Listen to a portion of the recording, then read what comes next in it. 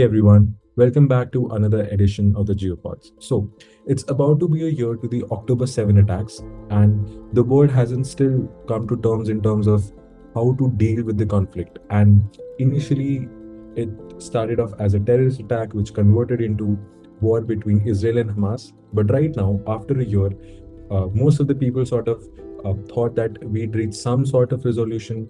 Uh, Countries have been really trying for some sort of hostage deal, but rather than nearing some sort of conclusion, the conflict is sort of increasing and going beyond the borders of just the duopoly of Israel and Hamas. And recently, Israel has also stepped up its attacks by sort of attacking Hezbollah in Lebanon. So, with that, we'll open this podcast. And what I would want to ask Darshan and Weber, the other two participants in this podcast, is that how did you guys sort of see or have seen the October 7 unfolding in front of your eyes, and what were your initial reactions when we all woke up to the news of the October 7?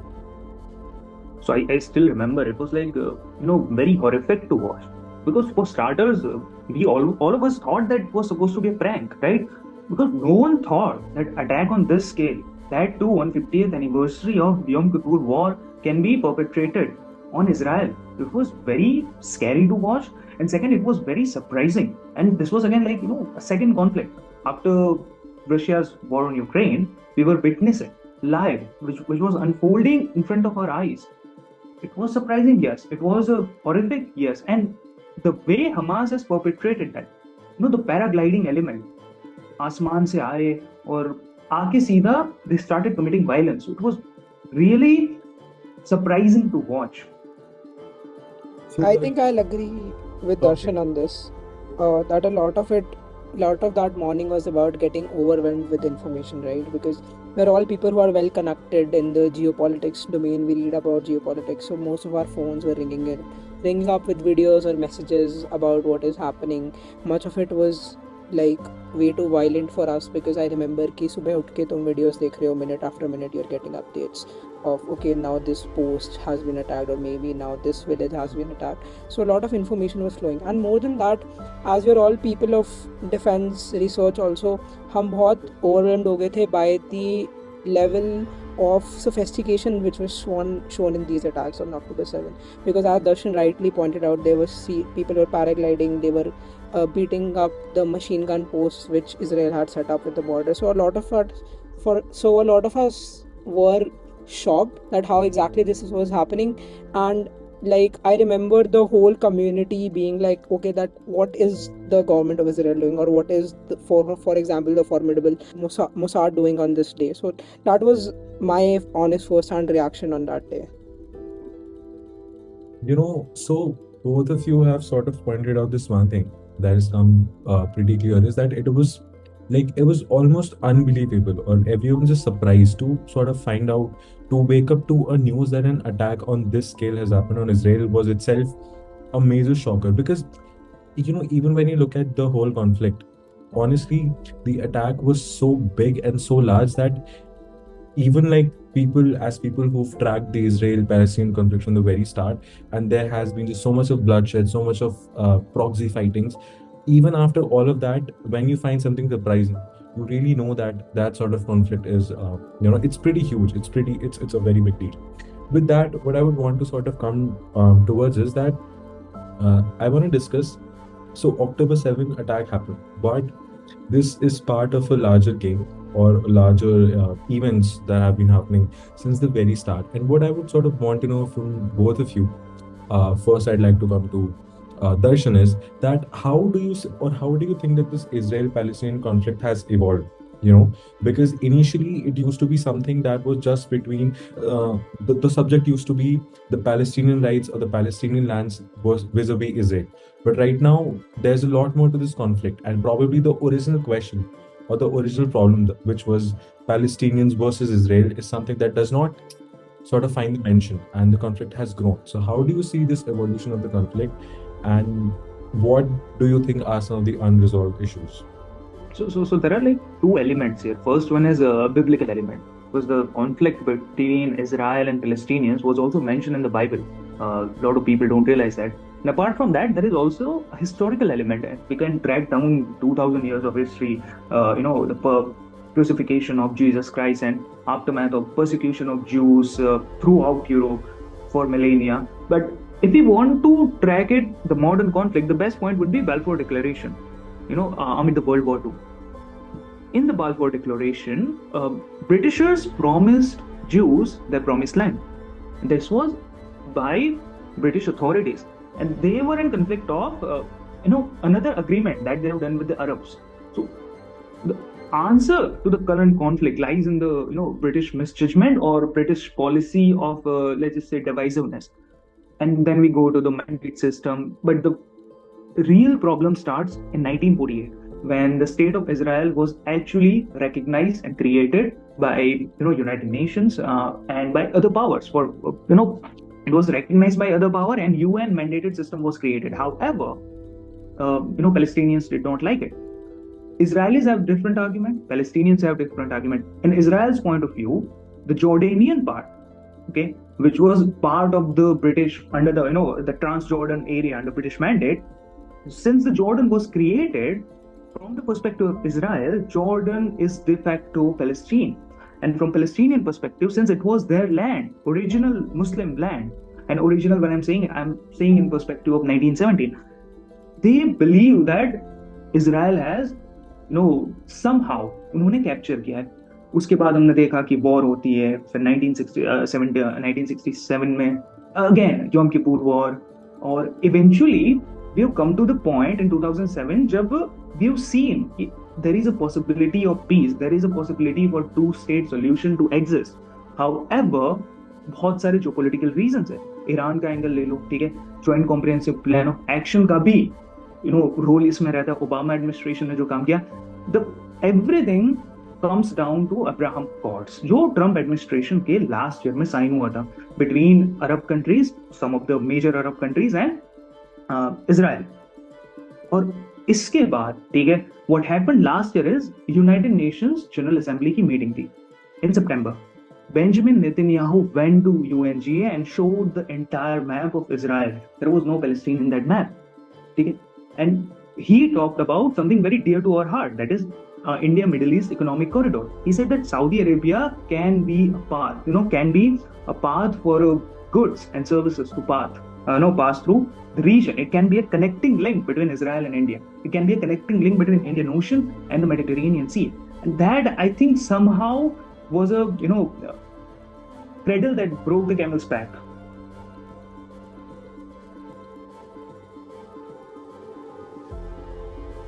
I think Darshan has very rightly summarized a lot of this historical background when it comes to the whole conflict. Because as we know that this is not just something stemming out of the British history or, for example, the history of the Ottoman Empire, but much before that, because this is something which is of the scripts for both the religions and like the whole Abrahamic part of it. But let's not dwell down on that. I think the current or the modern day or the contemporary Israel-Palestine issue is based much more on the broader geopolitics of the Middle East. Because as Darshan rightly pointed out, a lot of it was pretty much solved with the Abraham Accords, which the Trump administration helped to foster in the region. We thought that the region was coming to a de facto peace because all the big players in the region were finally they were like, okay, we accept this, we want peace in the region, and now our proxies won't be much of a play in the region. But I think what I link it with is कि मैं ऐसे देखता हूँ that a lot of Israel-Palestine conflict is driven by how the whole Saudi, Iran and the Israel part of it works.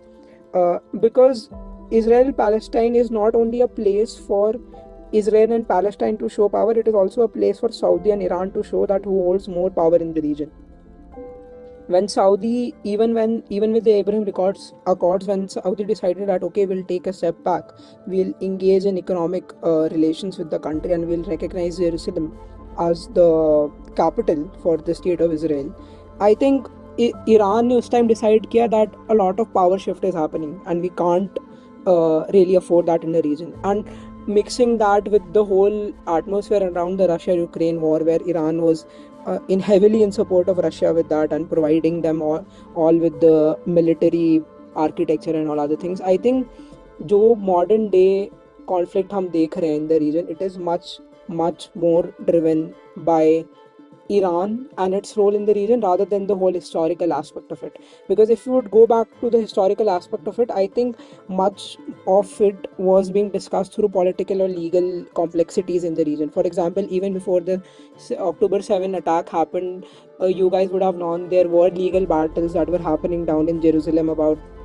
Which was about how the city of Jerusalem was divided and how a lot of Palestinians were being thrown out of their homes. There was a legal battle which was happening there, and then suddenly all of this gets overwhelmed by a lot of violence that is happening in the region. So my perspective or मेरा vision जो इस region को लेके ये है कि that it is a war which gets distracted very easily.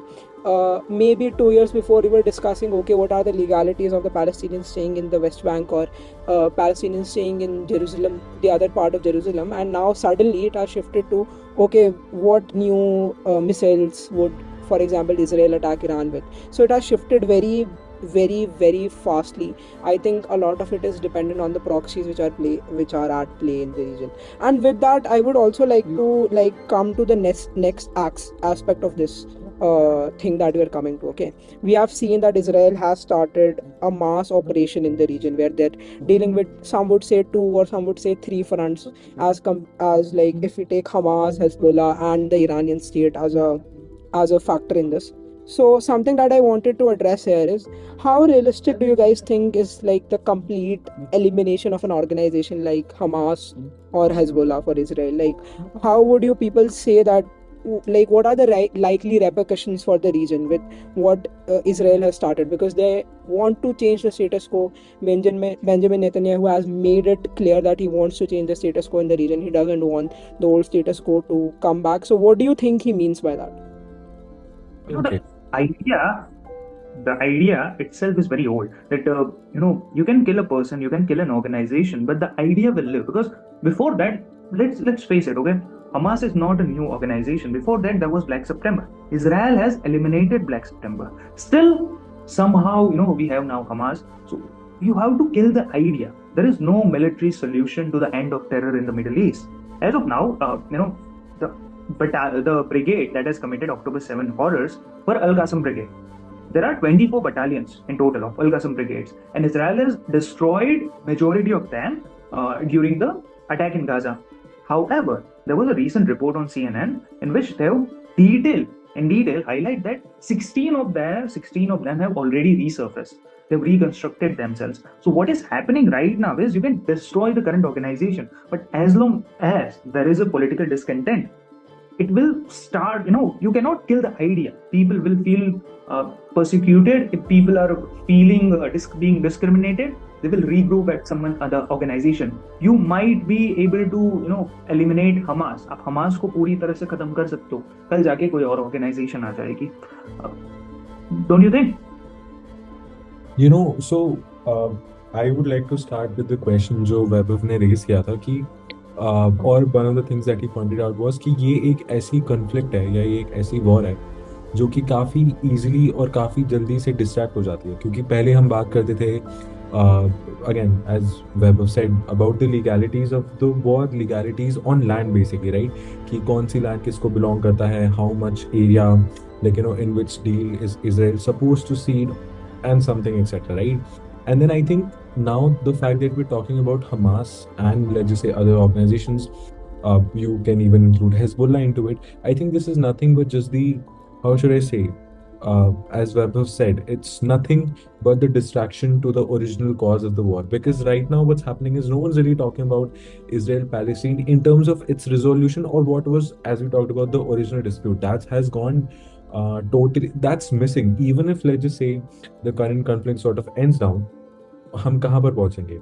We will not come to a resolution of or even near why the war has been started, but it will just be Iran versus Israel, etc., etc. So I think now, but coming on to the question, which was key, how much is the complete elimination of Hamas is possible?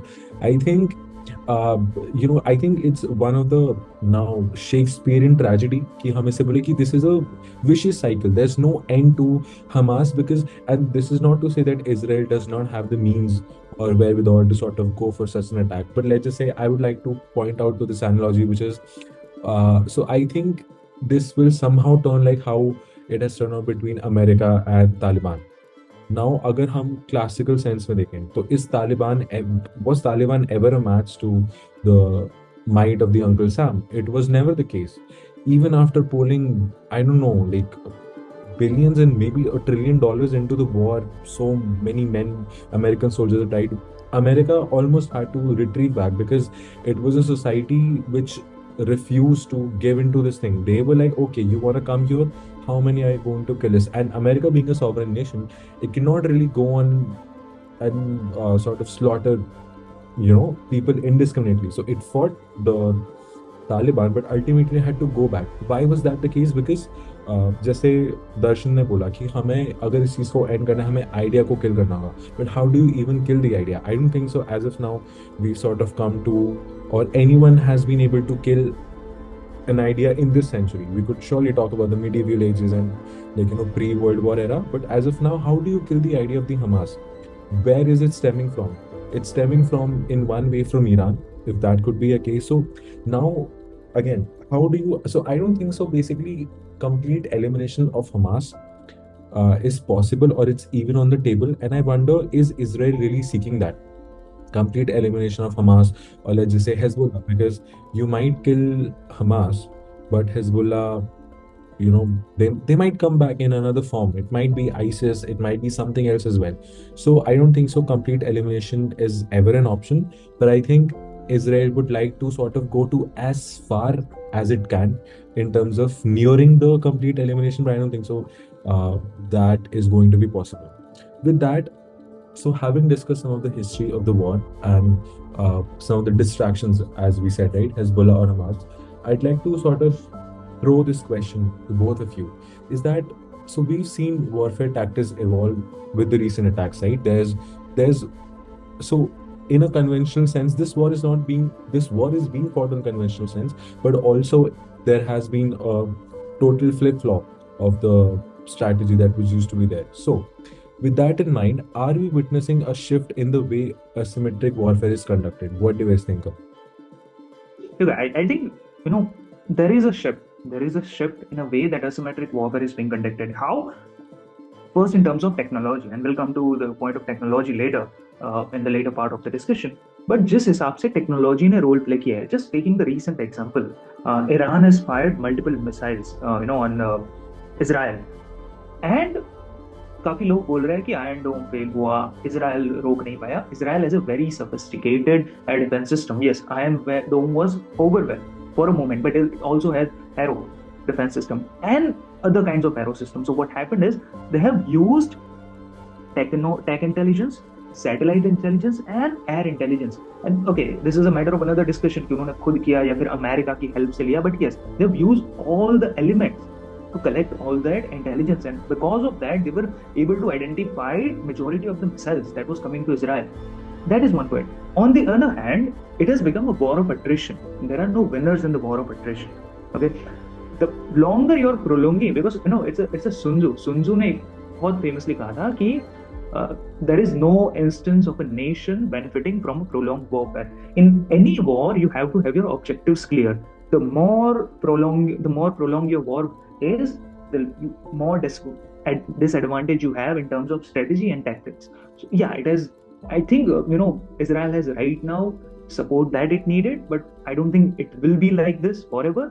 It has, and it has to have its objective clear. And once Israel achieve कर लेता है वो objective, they have to know when to stop. I think मेरा view point इस war को लेके, इस conflict को लेके थोड़ा अलग है. I think rather than this war changing a lot about asymmetric warfare, this was the testing ground of how the world of asymmetric warfare or symmetric warfare will change after the Russia-Ukraine war.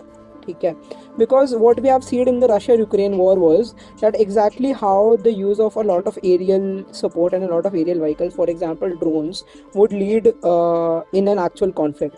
And what happened here also that we have seen, which Darshan exclaimed in the first part, was that how a lot of drones were first used to attack man posts, a lot of armed drones. A lot of those were very cheap for Iran to make, or for example the Hamas to make, or for example the Hezbollah to make, right? So mere liye this is not a war which has affected the world of asymmetric warfare as much, but this was just a testing ground of okay, how have the strategies changed. As far as the conventional part of it is concerned, I think we have seen enough videos that Israel's defense of its air, like its air defense systems, are not as fragile as maybe the players in the Middle East want it to be.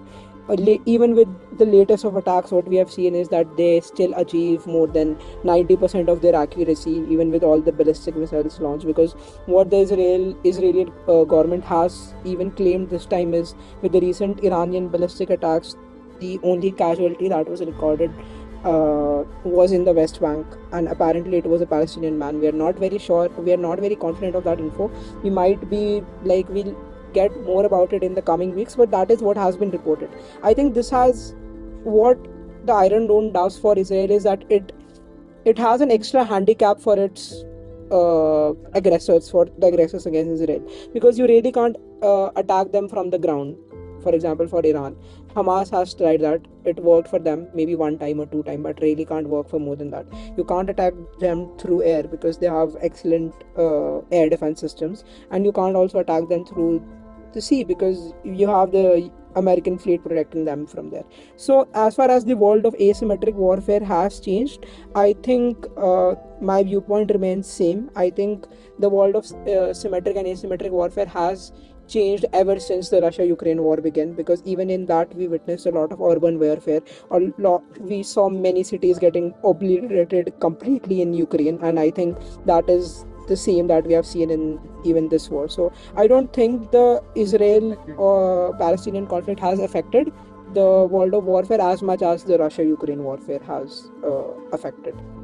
I'll definitely agree to that. But tell me one thing: how do you guys see the role of all the diplomatic power, whether it is America, whether it is Iran, whether it is China for that matter? How do you see the geopolitics of Middle East in terms of this diplomatic power or diplomatic maneuvering?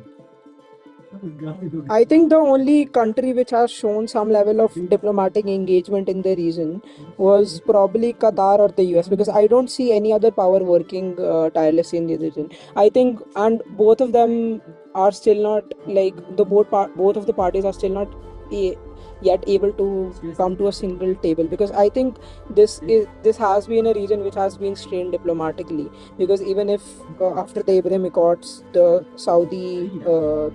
Saudi king wants to come and discuss some peace in the region, I think he wants to save his face with the over larger Muslim community, that okay, we are not the ones at the table discussing terms with Israeli people after what has happened in Gaza.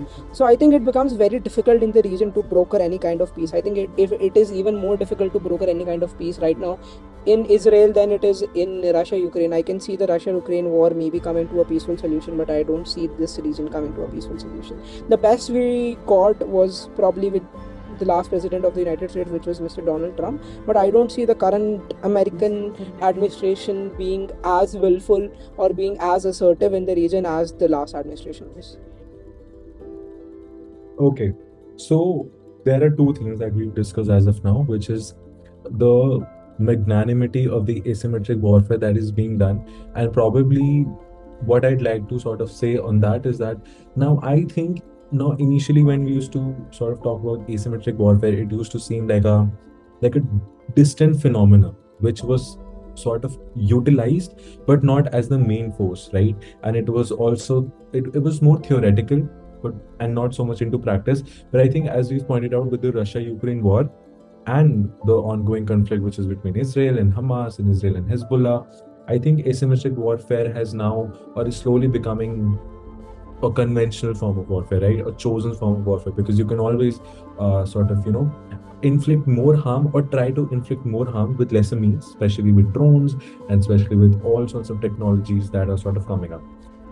And I think that's a very scary condition because, again, in asymmetric warfare, you don't have enemies, you have people. And how do you differentiate between enemies and people? And I think Israel Hamas warfare is nothing but a prime example of, that how to make that distinction between people and your enemy. Because in a conventional warfare, you still have an enemy, you know who to attack, and you still get legitimacy by attacking them, because at the end of the day, it's a war between two professional armies or two professional warring groups. But when it's an army or a nation on one side and people on the other, we all know where the legitimacy sort of seems to lie, right? Not giving any value judgments whether that's right or wrong. I think that's a scary sort of characteristic.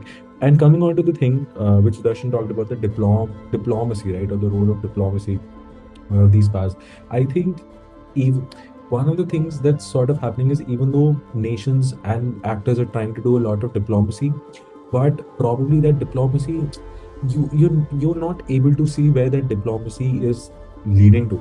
And what it's doing, in my personal opinion, is कि ये diplomacy की image ही खराब कर रही है, क्योंकि हम हर दिन सुनते हैं कि it will be one secretary of the state, वो जाके इसराइल में मीटिंग करेंगे, there will be calls of so many peace deals, ceasefire talks, but ultimately जब एंड में कुछ होता नहीं है तो पब्लिक परसेप्शन क्या बनता है कि डिप्लोमेसी का तो कोई यूज नहीं है.